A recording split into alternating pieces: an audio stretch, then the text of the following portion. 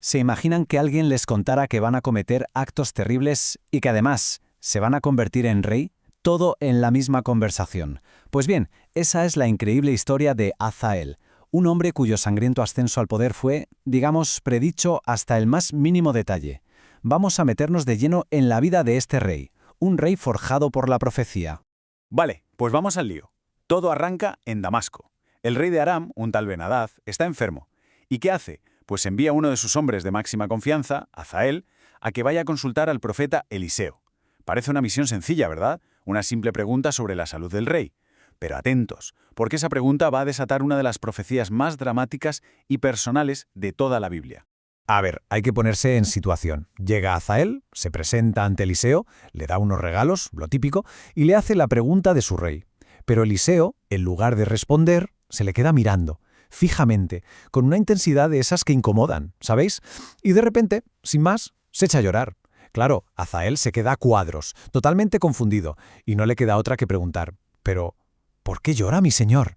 Y aquí es donde llega la respuesta que te hiela la sangre. La de Eliseo, claro. No está llorando por el rey enfermo, está llorando por el futuro. Empieza a describir una visión, aterradora.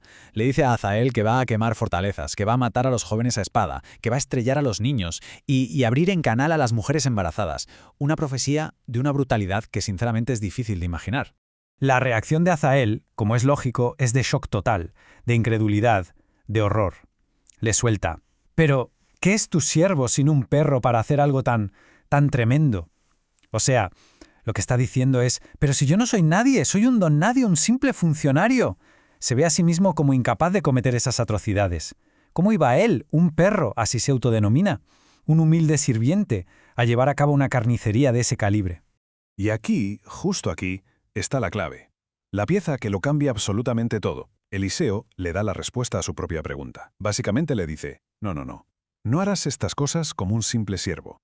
Las harás como rey. Y remata: el Señor me ha mostrado que tú serás rey de Aram. De golpe, la profecía de violencia se convierte de repente en una profecía de poder. Un giro de guión en toda regla.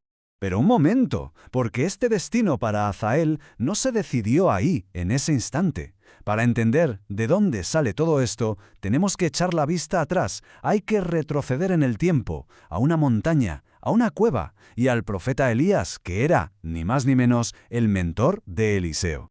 Resulta que, años antes, Elías había huido al monte Horeb. Estaba bastante hundido, pensando que su misión había sido un fracaso total. Pero allí, en su peor momento, recibió un mandato divino, una orden en 3 partes que, ojo, iba a cambiar por completo el mapa político de la región. ¿Y cuál era la primera de esas órdenes? Pues ungir a Hazael como rey de Aram. O sea que su ascenso estaba ya escrito, era parte de un plan mucho más grande. Y aquí viene lo más irónico de todo, de verdad. El nombre de Hazael, en hebreo Chazael, significa Dios ha visto. Y vaya si había visto.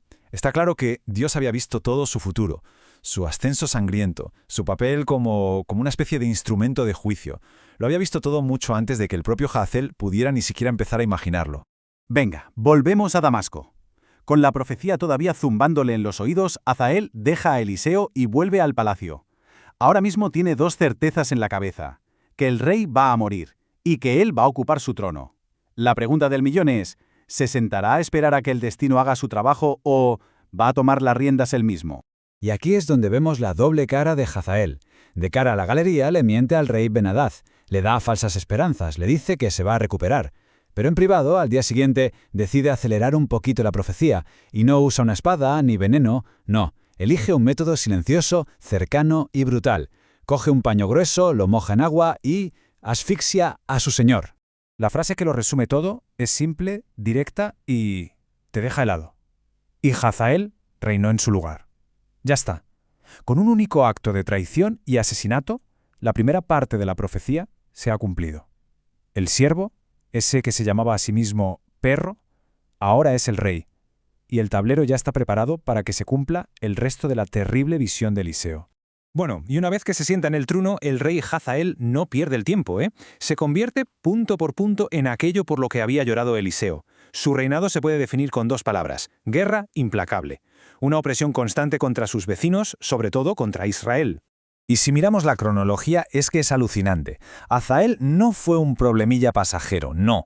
Fue una amenaza constante que duró décadas. Su poder fue tal que afectó a la sucesión de reyes tanto en el reino del norte, Israel, como en el del sur, Judá. Estamos hablando de que una generación entera vivió literalmente bajo su sombra. Y es que el alcance de sus conquistas fue brutal. No se conformó con devastar los territorios al este del Jordán, que va, se metió hasta el fondo del territorio filisteo, conquistó la ciudad de Gat y llegó a plantarse en las mismísimas puertas de Jerusalén. Imaginen el pánico. El rey de Judá tuvo que vaciar los tesoros del templo y del palacio y pagárselos para que por favor se marchara. ¿Y el coste humano? Catastrófico.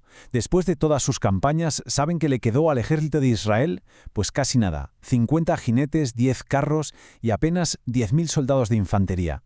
El texto bíblico lo describe de una forma que es poesía pura y a la vez brutal. Dice que Hazael los había destruido y los había hecho como el polvo que se trilla. O sea, los había reducido a la nada. Pero ya se sabe que la profecía puede ser un arma de doble filo, y así como se predijo el ascenso de Hazael, pues también se predijo la caída de la dinastía que él mismo fundó. Ese ciclo de violencia que él empezó, pues no iba a durar para siempre. Tiempo después apareció otro profeta en escena, Amós, y soltó otro oráculo, un oráculo de juicio. Pero esta vez el objetivo era la propia casa de Hazael. Hay una especie de justicia poética aquí, ¿no creen? El mismo fuego que Hazael usó para quemar las fortalezas de Israel ahora se profetizaba contra sus propios palacios, contra los de su hijo y sucesor, Ben-Hadad.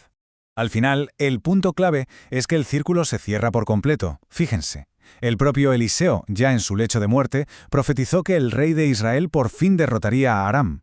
Y así pasó.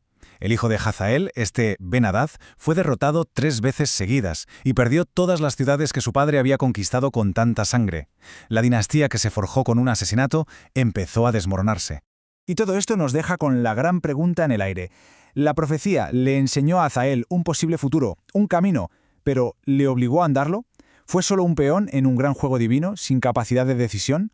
¿O cada uno de sus actos, desde la mentira a su rey hasta el asesinato y cada batalla, fue una elección consciente? La historia de Hazael al final nos obliga a pensar en ese eterno dilema entre el destino y la libertad, una pregunta que desde luego va mucho más allá de este relato.